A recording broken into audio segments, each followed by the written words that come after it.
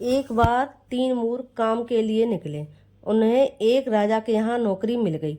राजा ने कम पैसों में उन्हें नौकरी पर रख लिया। राजा ने सोचा कम पैसों में 3 नौकर काम करेंगे, पैसा कम और ज़्यादा काम होगा। राजा बहुत खुश था।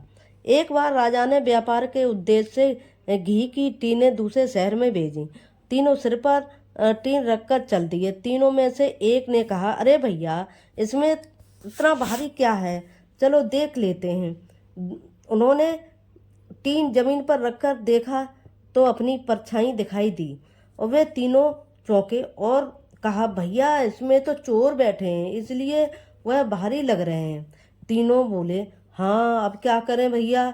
एक ने सुझाव दिया कि इन तीनों को एक कुएं में डाल देते हैं। सभी ने कनस्तर को कुएं में डाल दिया।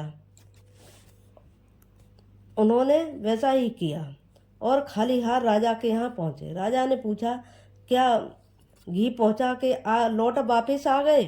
उन तीनों ने जवाब दिया, उन तीनों में तो चोर थे, हमने अपनी आंखों से देखा, इसलिए हमने कुएं में डाल दिया। राजा माथा पकड़कर बैठ गए। राजा ने उन्हें डांटा और आगे से ऐसा न करने को कहा। अगले दिन राजा ने बैलगाड़ी पर रुई लादकर कहा कि इसे भी शहर में पहुंचाकर आना है, और वे लादकर बैलगाड़ी में लादकर चल दिए। तेज धूप पड़ रही थी। बैलगाड़ी की लकड़ी काफ़ी गर्म हो गई। उनमें से एक ने कहा, भैया, लगता है बैलगाड़ी को तो बुखार आ गया है। बारी बारी से दोनों ने छुआ। वास्तव में लकड़ी काफ़ी गर्म थी। अब सबने कहा, भैया, अब गाड़ी का क्या करें? एक ने कहा, गाड़ी को पेड़ के नीचे खड़ा कर देते हैं, बुखार उतर जाएगा। अब उन्होंने गाड़ी एक आम के पेड़ के नीचे खड़ी कर दी और खुद भी आराम करने लगे। कुछ देर बाद उन्होंने गाड़ी को फिर छूकर देखा कि गाड़ी ठंडी हो गई। एक बोला, भैया, गाड़ी तो लगता है मर गई, वह ठंडी हो गई, अब क्या करें? सबने कहा, मरी हुई गाड़ी को रखना ठीक नहीं है, चलो इसको दाह संस्कार कर देते हैं।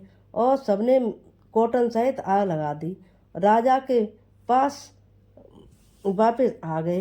राजा ने कहा, बैलगाड़ी कहाँ है? क्या वह भी शहर छोड़ आए हो क्या? वे बोले, नहीं राजा साहब, गाड़ी तो मर गई, इसलिए हमने उसका दाह संस्कार कर दिया। राजा ने कोड़े मारकर उन्हें महल से निकाल दिया।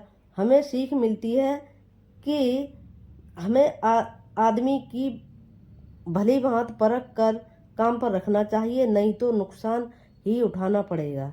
धन्यवाद।